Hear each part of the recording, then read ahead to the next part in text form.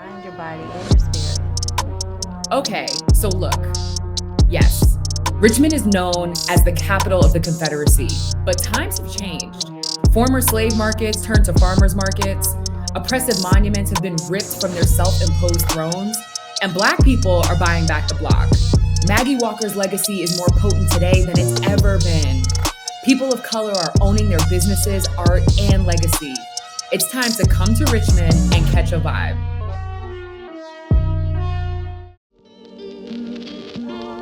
What's up? We're here at Quirk Hotel in the Arts District of Richmond, and I am here with Hamilton Glass, who I'm so excited to talk to. I have so much respect for your work. So I want to get into Mending Walls, but I want to kind of go back in time first, right? So let's go back to the killing of George Floyd. Let's go back to Juneteenth. What was happening in Richmond and the arts community that you were a part of at that time? Yeah, I mean, at that time, I think everyone was in a daze. People wanted to be able to say something, they wanted to be able to do something, and not just the arts community, everyone. That's why there were people out in the streets. That's why there were things being tagged all over the city. And me specifically thinking about graffiti and things being tagged, I wanted to find a way in which we could prolong those conversations, or I like to call them unheard voices, right? Those things on the walls that were being put up. That was because people didn't feel heard. And so I wanted a way to be able to prolong that conversation and make it beyond just that moment. Right. And so that was part of the reason for Mending Walls. Public art should be a temperature or a perspective of how your community feels. What's kind of like the ethnic makeup of the artists that are a part of Mending Walls, actually? Yeah, so the premise of the project is to put two artists together from different backgrounds. That's dope. So it's all over the place. Yeah. It literally is all over the place. I mean, there's as many Black artists as there are white artists.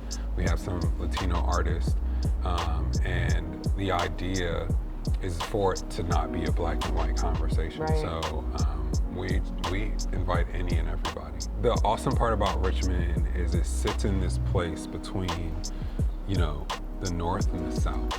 And I think it's evident in the makeup of the people that come here that we are the best of both. I love that, I love that. Hamilton, it's been amazing talking to you, and I'm excited to go see some of the Mending Walls. Yeah, absolutely. Yeah.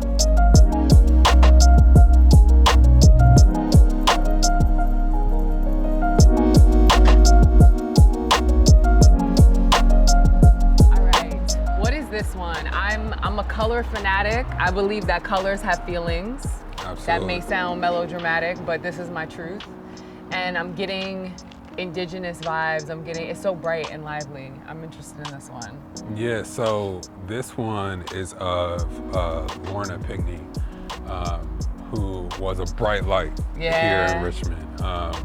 She started Tuesday Verses and beyond that, just was like an overall connector, a shaker and mover here in Richmond. We just wanted to show how Lorna's motto really kind of aligned with Mending Walls, right? And bringing artists together to do and show a certain thing.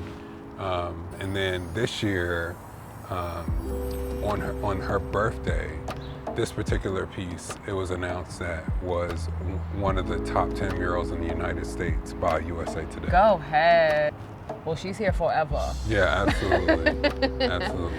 I love it. The energy is so bright. I wish I had the ability to have met her. I've actually gone to Verses, so I know exactly what you're talking about. Yeah. And the energy, the fun, the community, the light that this represents in her definitely shines through, and that touch is still radiating through Tuesday Verses. Yeah. It was dope. Yeah, absolutely.